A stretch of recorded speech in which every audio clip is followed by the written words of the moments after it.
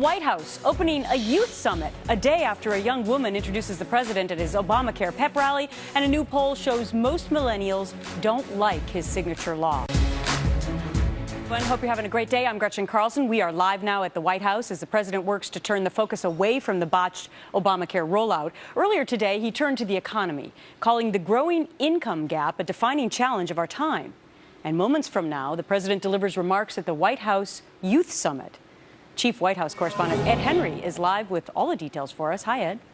Great to see you, Gretchen. It's not hard to figure out what's really happening here. This is a president who, as you say, has been struggling in dealing with the health care rollout. He's trying to turn the page, and he's trying to regain his footing here in the second term. How does he do that? Partly by rallying his political base. So first, he has that speech on income inequality, as you noted, before the liberal group Center for American Progress. And then later today, that youth summit. That is another key part of his base. They helped elect him in 2008, re-elect him in 2012. Get those young people out there, talking about the health care law, but also talking about what you said he wanted to really stress at this economic speech, which is what he calls sort of the defining issue of our time, which is dealing with income inequality. Listen to this. If Republicans have concrete plans that will actually reduce inequality, build the middle class, provide more ladders of opportunity to the poor, let's hear them. I want to know what they are. If you don't think we should raise the minimum wage, let's hear your idea to increase people's earnings. Now, you hear the president there calling out Republicans on Capitol Hill. He did that yesterday when he tried to reboot the health care law by saying that all they want to do is tear down the law, not actually help fix it. He was doing the same here on the economy, and he got some strong pushback today from House Republican Whip Kevin McCarthy, who insists Republicans have all kinds of plans to deal with these issues. Take a listen. If you watch from the process of what the president has done, he goes on almost every other Friday night and repeals a little piece of the bill itself. He signed 7 bills that repealed different pieces of the law itself. So he knows the bill won't work. He needs to get out to the American public and actually listen to what's going on. You know, a new Gallup poll came out this week that the more people know of the legislation itself, the stronger they disapprove of it. Another poll Republicans are jumping on today is this one from Harvard University suggesting that 18 to 29-year-olds are not buying into the president's health care law. At least 56% of them saying they disapprove of the Affordable Care Act. That is a problem for this president. As you know, he's trying to get those young, healthy people to sign up for this law. That is a critical piece of it. They believe here at the White House they're going to do that in the long run, but it's clearly a challenge right now, Gretchen. All right, we'll have more on that in just a bit as well. Ed Henry, thanks so much. Good to see you. Now for reaction to the president's comments on the economy, let's bring in Bret Baier, anchor of Special Report. Bret, great to see you. I thought it was interesting that the president went back, it seemed to me today, to his campaign messaging of redistribution of wealth, paying your fair share. And at the same time, I found it a bit ironic because, in essence, it could be the middle class that's getting most hit by Obamacare right now, more than anyone else.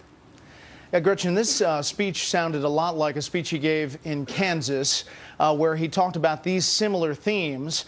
He was hitting, as Ed mentioned, on income inequality, saying the growing deficit of opportunity, he called it, is really greater than the federal deficit problems, according to President Obama, and said that that is the biggest challenge of our time, and said that he's going to spend the last 3 years in office trying to battle that. Now, that is a very populist kind of message, one that that he tried to strike before the election of 2012, and again that he's tried to hit again and again about income inequality.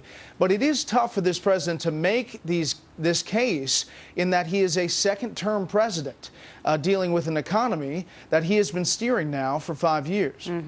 I want to turn you now to Obamacare because the administration and lawmakers, it appears now, knew more and more and more from the Federal Register. In fact, mid-range estimates show that by the end of 2014, 76% of small group plans would be canceled. 55% of large employer plans would be 63% in all. What do you make of this?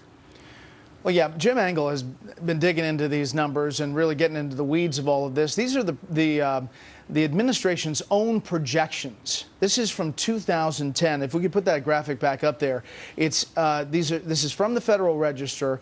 This is their projections of the total 157 million employer policies set to be canceled next year. Of the 157 million, next year, according to the projections, you had the mid-range estimates, 76% of the small group, 55% of the large employer plans, and overall 63%. That's just the mid-range. Now, these are the administration's own projections back in 2010 for 2014. So if anybody says that they didn't know that this was going to happen, or that it was a mistake, that they said, you know, you could keep your plan and everybody would have the same doctor and everybody would have the same plan.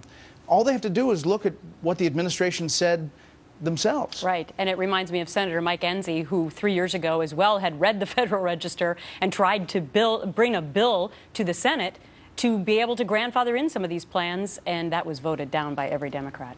Bret Baier will be watching tonight at 6 Eastern Time. Thanks so much. See you, Gretchen. And we want to hear from you. Send us your thoughts on Obama's economic speech. Is rising inequality bad for our democracy? Go to my Facebook page, facebook.com/Gretchen Carlson, and weigh in. We'll read your comments at the end of the show.